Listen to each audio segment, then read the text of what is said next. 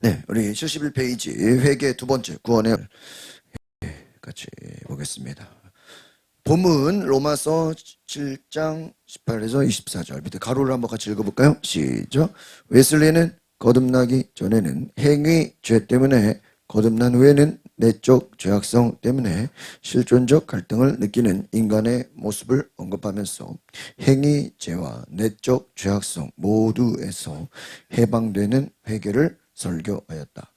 나 같은 죄인 살리신 주님의 십자가의 은혜로 죄악에서 해방시키는 회개를 웨슬리는 무엇보다도 강조하였다. 네, 이 거듭나기 전에는 이제 첫 번째 밑줄 쳐보세요. 행위죄. 행위죄라는 것은 행동으로 짓는 죄죠. 거듭난 후에는 내적 죄. 내적인 죄는 뭐 있어요? 속으로, 마음속으로 범하는 죄.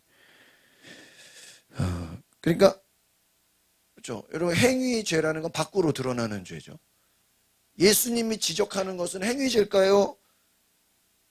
내적 죄악성일까요? 우리 김유준 지사님. 그렇죠. 어우, 잘 알아요. 예수님이 지적하신 건 inner sin. 구약에서 지적하는 죄는 actual sins. 이렇게 되죠. actual sins. 여러분,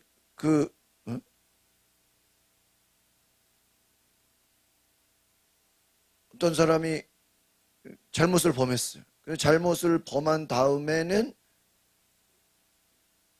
경찰에 신고가 가능하지만 이 사람이 죄를 지으려고 그래. 근데 그것만 가지고는 될까요? 안 될까요? 신고가 안 돼요. 안 돼요. 네, 안 돼요. 그래서 이 법이라는 것은 현재 벌어지고 있는 죄를 말하는 것이죠. 1번 같이 보겠습니다. 그래서 주님의 은혜로 죄악에서 해방시키는 회개. 그러니까 밑줄 쳐보세요. 죄악에서 해방시키는 회개.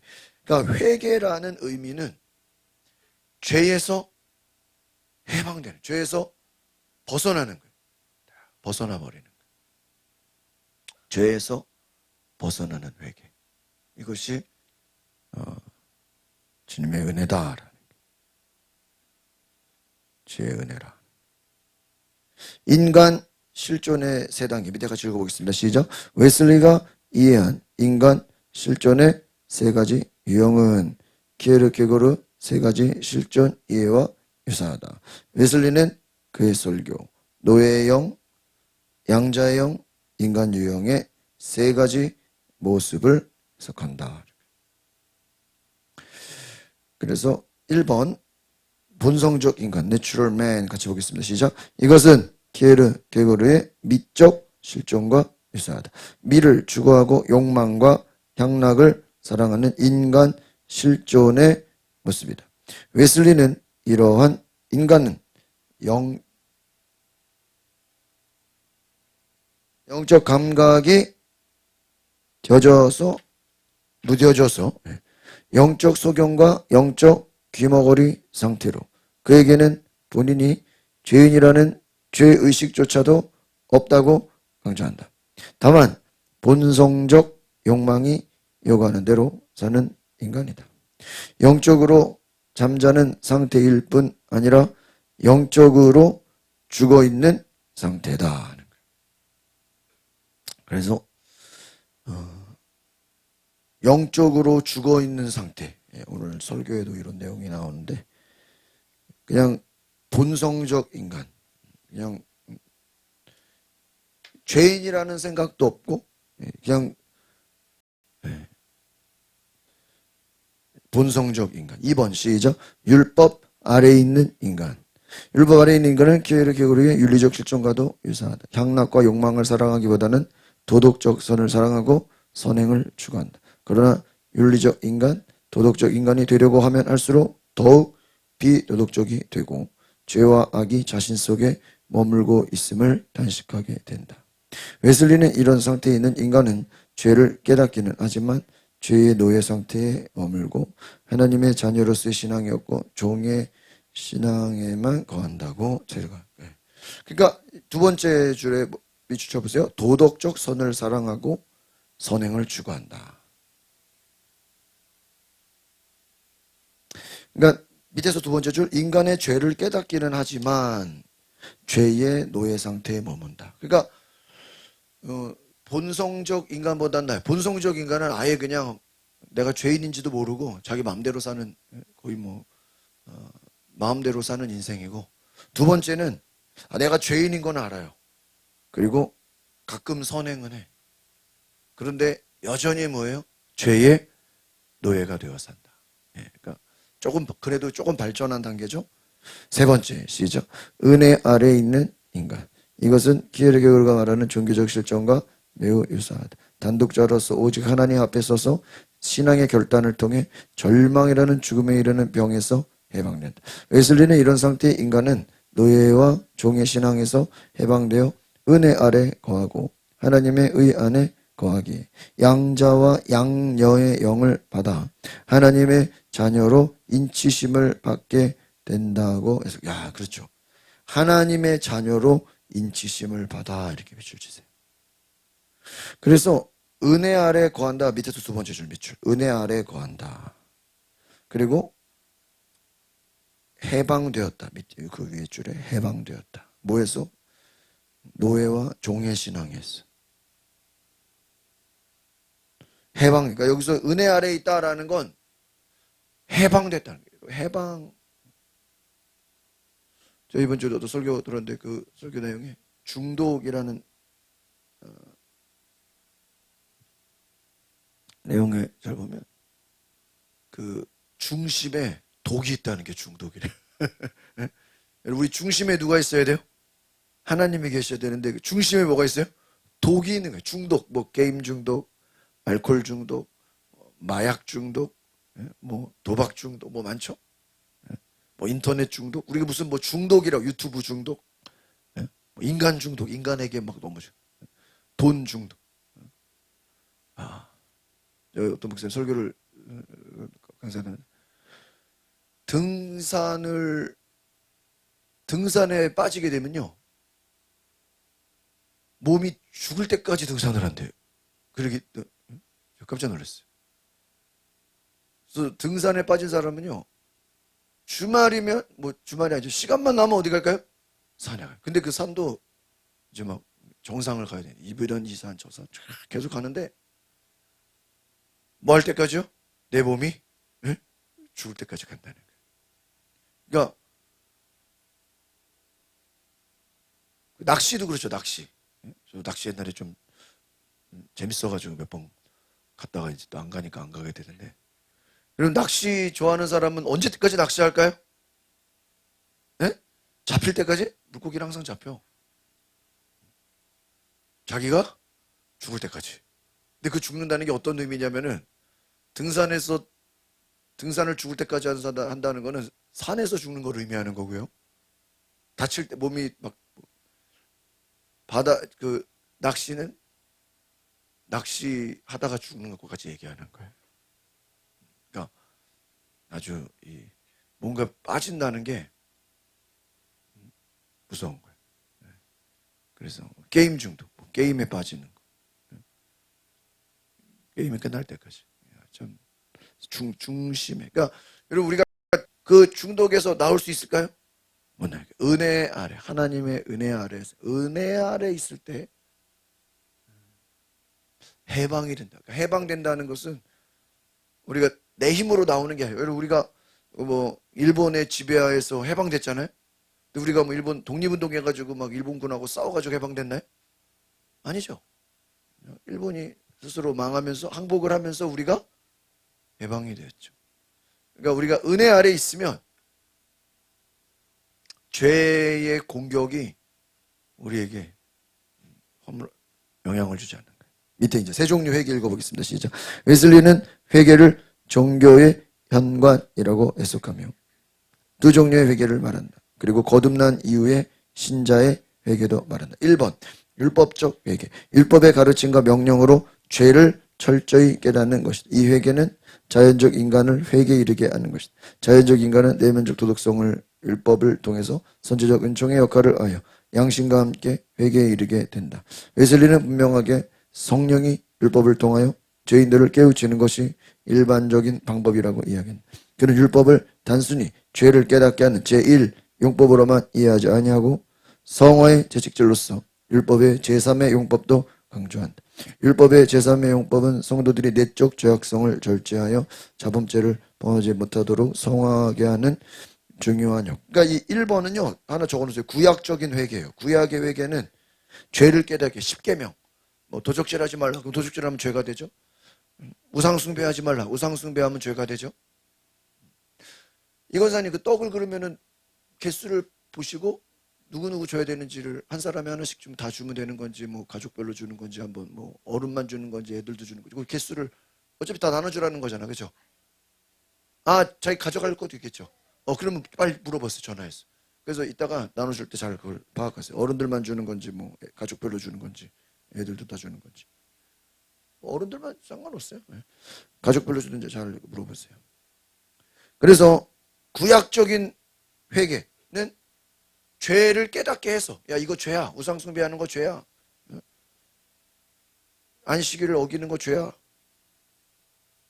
뭐 다른 사람을 죽이는 거 죄야. 이 죄를 거짓말하는 거 죄야.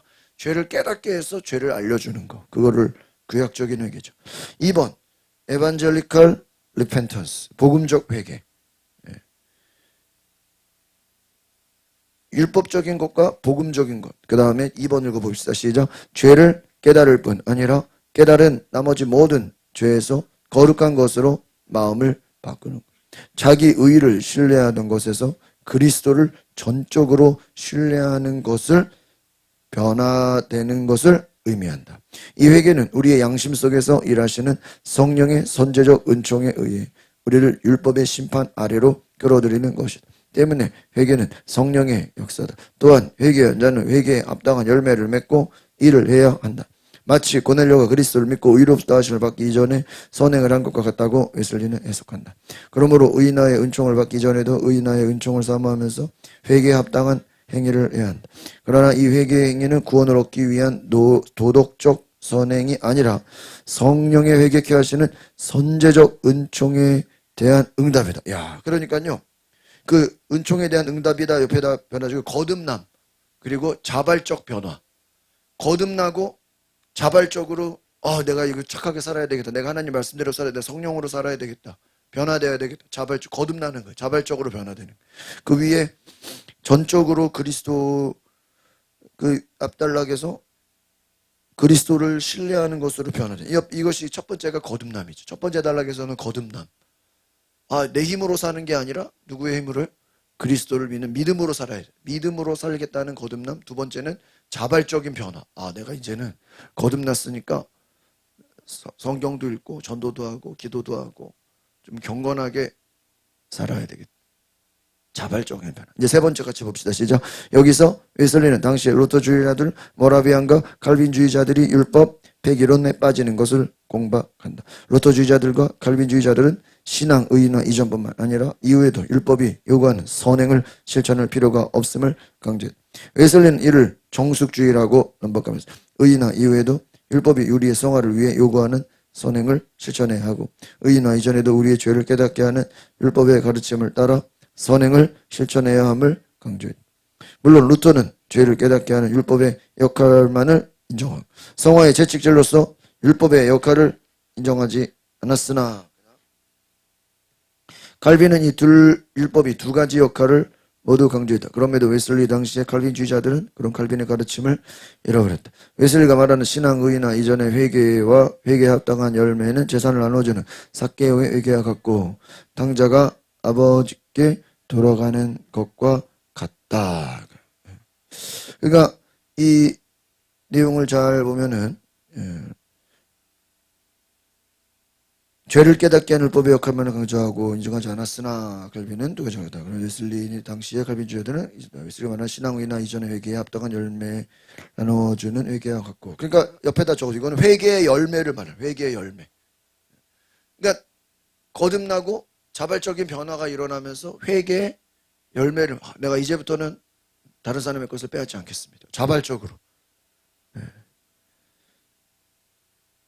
그래서 하나 또 적어놓으세요. 성화를 위한 실천. 거룩한 실천. 그러니까 진정한 회개는 거룩함의 실천이에요. 내가 회개했어요. 그 회개한 걸로 끝나는 게 아니라 내가 이제부터는 말씀대로 살겠습니다. 기도하고 하나님 말씀에 순종. 그 다음 또한 읽어보겠습니다. 시작. 또한 루터와 칼빈은 회개와 그리스도를 신뢰하는 것을 모두 의인화에 포함시킨다. 루터와 칼빈은 의인화를 더욱 포괄적으로 이해했으나 웨슬리는 의인화의 의미를 그리스도 신앙에 축소시키면서 회개를 신앙 의인화 이전의 단계로 이해한다. 신앙 의인화가 종교의 문이라면 회개는 문 이전에 있는 현관이라고 이해하는 것이다. 또 웨슬리는 케르케고르처럼 신앙 실존을 세 단계로 나누어 자연적 인간, 율법 아래에 있는 인간, 은혜 아래에 있는 인간으로 구분짓고 회개는 아직 율법 아래에 있는 상태로서의 아들의 신앙이 아닌 종의 신앙으로 회개하게 한다고 해석한다. 거기에 비하면 의인화의 신앙은 아들의 신앙이다. 확실히 웨슬리는 회개와 회개 합당한 행위는 의인화의 신앙에 앞서고 회개하기 위한 노력, 성경 읽기, 기도하기, 성만찬 참여하기 등이 필요하다고 강조한다. 네, 그렇죠. 우리 앞에서 뭐 이야기했던 거지만 참 확실히 이게 뭐 영국 사람이라서 그런지 우리는 그냥 이 동양적 사고 방식은 이렇게 막 뭉뚱그려서 막 우리는 이렇게 통합적으로 해석을 하잖아요. 이렇게. 근데 확실히 이 영국 이 서양 사람들의 사고 방식은 굉장히 이게 잘 쪼개는 것 같아. 단계별로 1, 2, 3 뭐 아주 그냥 구체적으로. 그래서 이게 명확하게 하는 것 같아요. 그래서 좀 우리가 이 교리 교육이나 신앙 교육을 하면서 좀 우리가 그냥 이 신앙이라는 것을 그냥 뭉뚱그려서 그냥 이렇게 뭐 좋은 게 좋은식이다, 뭐 회개는 뭐 그렇게 생각하지 말고요. 좀 이렇게 더 구체적이고 더 좀 세분화해서 이렇게 좀 이야기한다 이렇게 생각하시면 됩니다. 그렇지만 읽어봅시다. 시작. 그렇지만 의인화의 신앙 이전의 선행, 기도, 성경 읽기, 회개 등은 구원, 의인화 혹은 조건은 아니다. 만약 선행은 성화의 과정을 통한 구원의 완성이 필요한 조건임을 강조한다. 곧 의인화는 믿음으로만 이루어지고 성화는 믿음의 선행으로 이루어진다고 확신한다. 그는 젊은 시절 영국 성공의 구원과 믿음의 선행에 의한 의인화 구원 때문에 방황했음을 고백하고 마침내 하나님이 종교교육의 구원관 믿음으로만의 의인화 구원을 보여주심을 기뻐한다. 그러니까 여기서 어떤 거냐면 여러분 처음에 이제 앞에 루터, 칼빈, 막 웨슬리 나오죠. 원래 개신교가 처음에 어디서 나온 거죠? 캐톨릭. 캐톨릭에서 나올 때 캐톨릭은 막 행위 구원을 강조한 거예요. 행위 구원. 그러니까 네가 착한 일해야 구원받는다. 성경엔 그런 거 아닌데 막 행위 구원으로. 막 뭐 가난한 사람을 도와줘야 구원받는다. 뭐 무슨 행위를. 근데 여러분 성경에는 구원이라는 게 어떻게 돼 있어요? 믿음으로 구원받는. 오직 믿음으로. 그러니까 회개의 시작은 뭐예요? 믿음이거든요. 그럼 보세요. 그럼 내가 믿음이 있어. 믿음이 있는데 예배도 안 드려. 믿음이 있는데 하나님 말씀도 순종 안 해. 믿음은 있다고 하지만 예수는 믿어요. 그러나 교회도 안 가고 예배도 안 드리고 뭐 아무런 하나님 말씀에 순종하는 게 없어요. 그럼 과연 김 열사님 그것도 구원받은 삶으로 얘기할 수 있나요? 문제는 나는 믿기는 믿는데 딜레마죠. 분명히 믿음을 강조한다고 루터가 얘기해서 개혁을 했는데 믿음만 나 믿음은 있어요. 저도 예수는 믿. 우리가 막 전도를 해. 예수는 믿어요. 교회는 안 다녀요. 교회 가면은 뭐 사람들 불편해요. 뭐 봉사하실 봉사하네. 뭐 예수만 혼자서 믿고 성경 보고 기도하고 근데 나는 뭐 아무것도 하기는 싫다. 과연 그거를 구원받아 나갈 수 있냐 이게. 그러니까 뭐 믿음 구원의 시작은 믿음이 맞지만 한번 따라합시다. 적어보세요. 진정한 믿음은 행함이 동반된다. 그래서 야고보서 말씀에 야고보가 행함이 없는 믿음은 어떤 믿음이요? 죽은 믿음이다 이렇게 얘기했어요. 그럼 그것이 행함으로 구원을 하냐 그 말은 아니지만 진정한 믿음은 뭐가 동반돼요? 행함이 동반된다. 이게 우리 웨슬리 목사님의 특징이에요.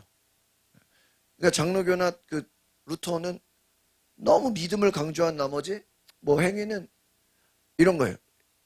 장로교나 그 행위 구원 이 루터교 쪽에서는 구원은 믿음이야. 근데 행위는 하면 좋고 안 되면 안 되면 말고 뭐 이런 식으로 있으면 좋은 거고 없으면 뭐 할 수 없고 그냥 이렇게 옵션. 근데 웨슬리는 그게 아니라는 거예요. 진정한 믿음은 뭐예요? 행함이 따라오는 거죠. 이런 마찬가지로 진정한 회개도 뭐예요? 행함이 회개에 합당한 열매가 따라오는 거예요. 같이 가는 거죠. 맞죠, 그게? 예. 성경에도 그게 맞아요. 그래서 사도 바울도 두렵고 떨림으로 구원을 이루라 그랬어요. 한번 따라합시다. 구원을 이루라. 예. 그래서 우리는 이 전체 이 책의 공부 제목이 뭐예요? 구원의 완성이에요. 그러니까 여러분이 우리가 신앙생활하는 것이 구원의 완성을 이루기 위해서, 구원의 완성, 이걸 위해서 한다는 거예요. 그래서 오늘 중요한 것은 진정한 구원은 행함이 동반된다 하는 거예요. 그 다음에 신자의 회개, 밑에 읽어볼까요? 시작. 진젠더르프 백작의 지도 아래에 있던 사람들은 또 하나의 극단으로 흐르고 말았다. 그들은 모든 참다운 신자들은 죄의 지배에서 구원받을 뿐 아니라 밖에 있는 죄에서 마찬가지로 죄 자체에서 구원을 받았기 때문에 그들에게는 죄가 이미 남아있지 않다고 한다. 그러나 웨슬리는 신자의 죄라 함은 내적인 죄를 말하는 것을, 어떤 죄된 기질, 악한 의욕, 감정을 말하는, 즉 정리와 정도를 막론하고 사람 속에 있는 자만, 이기주의, 세상에 대한 사랑 같은 것을 말한다. 또한 이는 정욕, 분노, 불평, 그리스도 안에 있는 생각과 반대되는 성질의 것이다. 웨슬리는 이러한 내적 죄악성은 신자들 속에도 남아있다고 말한다. 그렇습니다. 그러니까 여러분, 우리가 거듭났어요. 회개했어. 그러면 평생 죄를 안 짓나요? 네? 여러분, 예수 믿고 구원받고 성령 충만해도 마음속으로 짓는 죄가 있어요, 없어요? 있죠. 그래서 근데 어떤 사람들은 여기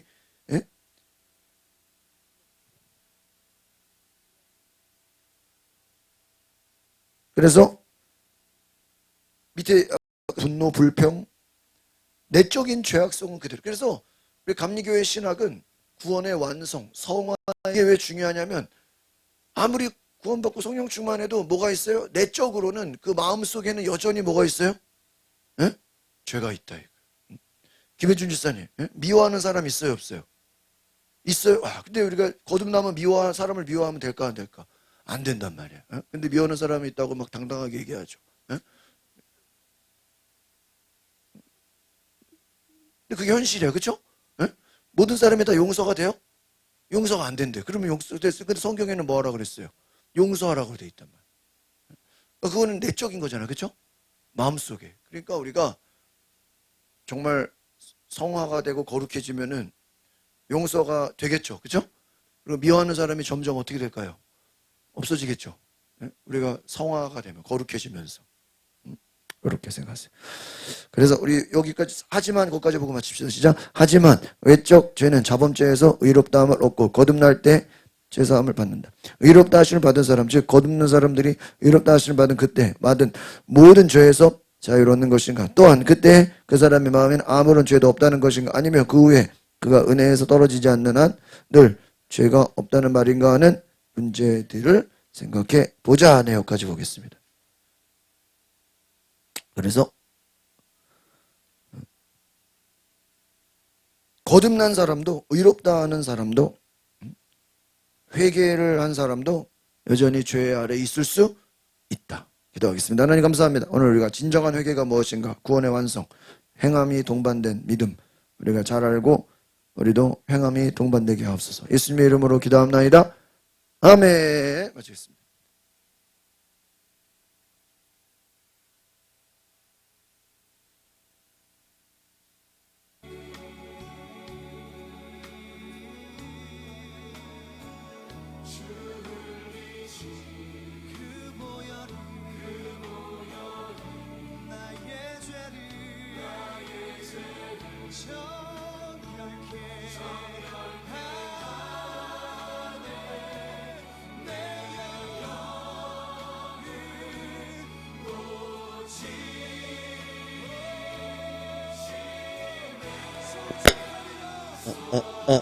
하나 둘, 하나 둘,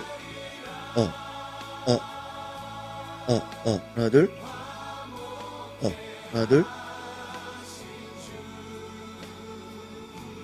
테스팅, 하나 둘, 테스팅, 하나 둘, 하나 둘, 하나 둘, 테스팅, 하나 둘,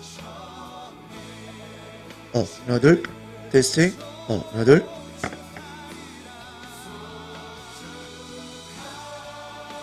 하나, 둘. 하나, 둘. 테스팅. 하나, 둘.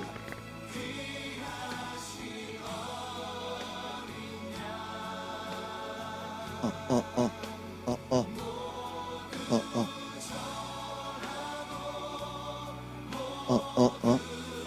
하나, 둘. 하나, 둘. 하나, 둘. 하나, 둘. 어,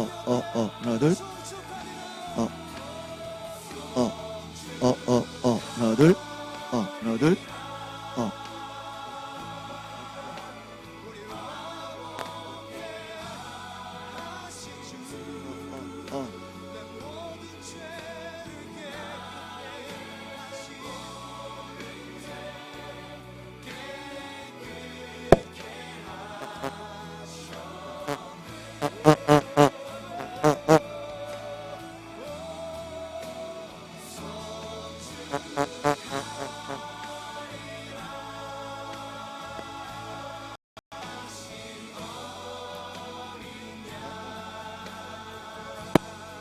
어.